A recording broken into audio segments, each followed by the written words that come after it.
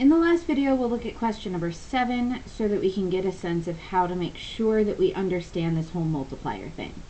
Just like we did in number 6, I want to read the question, but I want to try to be as efficient as possible about how to do it. So I'm going to read the question for crucial information, and then I'm going to translate that crucial information before I try to do anything else. Now in question number 7, it says that this lady bought her car in 2007 for $15,000. So usually whenever they tell me what's happening at the beginning of a problem, they're telling me the initial value. So initially, when she bought her car, it cost $15,000. I'll call that my initial value. That means that at year 0, which must be 2007, we spent $15,000. And I'll record that in the table. It says since she bought it, its value has decreased by 13% each year. So I'm seeing two key pieces of information there. The word decreased and the number 13%. Remember what we were doing in number 5 where we were figuring out the multiplier? This phrase, decreased by 13%, is enough to give me a multiplier. Let's take a look.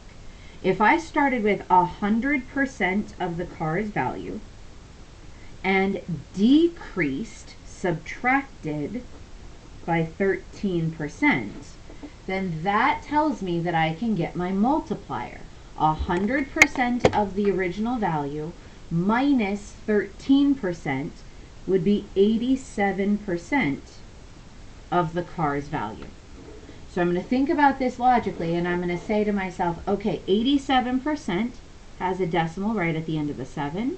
If I move 2 places to the left, that gives me a new decimal of 0.87.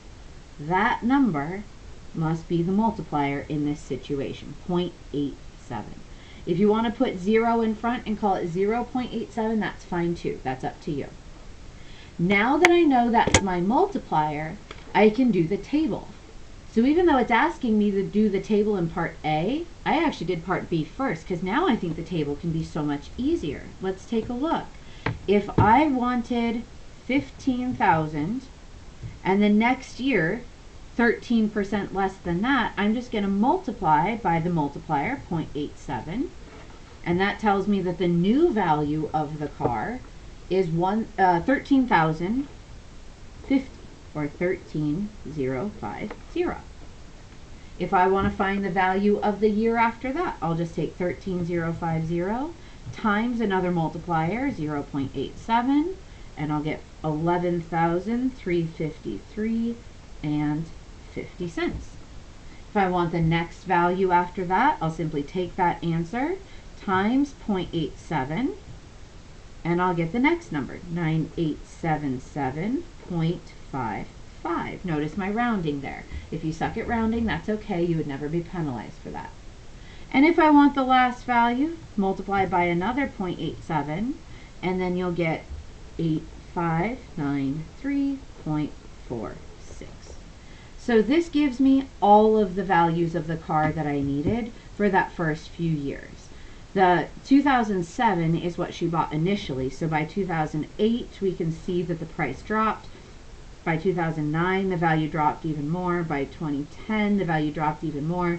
By 2011 her car was worth almost half of what she bought it for. And that's pretty typical, by the way, when it comes to cars. As soon as you drive a car off the lot, its value does drop precipitously, and as long as you own the car, its value is going to keep dropping and dropping and dropping. That's not because you're owning the car poorly or doing something wrong. That's just how car values work. Car values always decrease the longer the car has been in your possession.